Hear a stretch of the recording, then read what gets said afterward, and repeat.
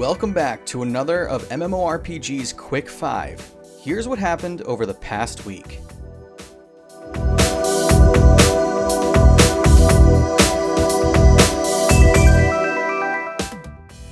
Number 5. Elder Scrolls Online on Mac will have limited support moving forward. Matt Firor, the studio director for ZeniMax Online Studios, shared a letter earlier this week outlining that Mac support may be limited. This is due to the new M1 chips inside the upcoming generation of Macs instead of the Intel chips. The work required to get ESO running on these new chips is not trivial, as Matt points out, quote, "It is a huge undertaking to port a product as old, large, and complex as ESO to a new CPU, with no certain outcome of success. Because of these factors, we will not be porting ESO to run on the new ARM-based Macs," end quote. You can still run the game through emulation, though this will not be officially supported. Number 4. Our Assassin's Creed Valhalla review is live. You may have seen our Assassin's Creed Valhalla review in progress and our PC port report recently, but this is the big one. Our full review after 70 hours of play. We liked the story, the vistas, and the brutal combat. However, we felt the gameplay became a tad predictable from region to region. Still, if you've been looking for a massive open world set in the Age of Vikings and the Great Heathen Army, this is the open world RPG for you.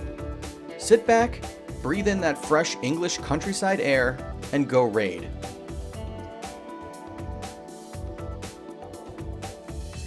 Number 3. Icebrood Saga Champions is released for Guild Wars 2. The next chapter of the Icebrood Saga Champions released just earlier this week. It marks the first in a series of updates that will wind down the long journey that has been the Icebrood Saga. If you're wondering how it plays, be sure to check out our preview where we were able to get some hands-on with the content, including story missions. Between the global faction events and the Dragon Response mission, we had plenty to love and look forward to. Number 2.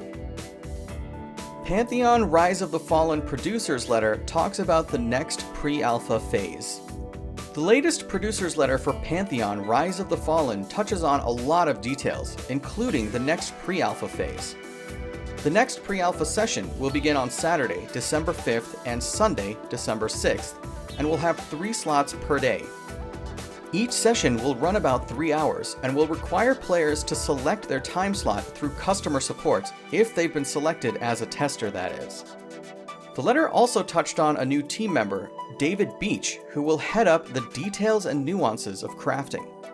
The letter also addressed some issues brought up by the community involving rooted NPCs and fixing some aggro issues. And number 1 this week, World of Warcraft designer of 13 years leaves Blizzard unhappy with the state of the game. After 13 years, World of Warcraft game designer Chris Kaleki has decided to move on.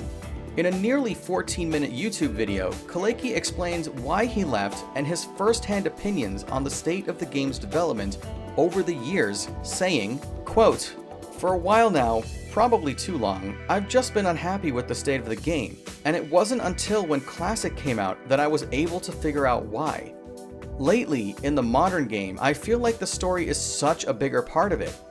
I think the characters and all their own dramas soak up a lot of air in the game.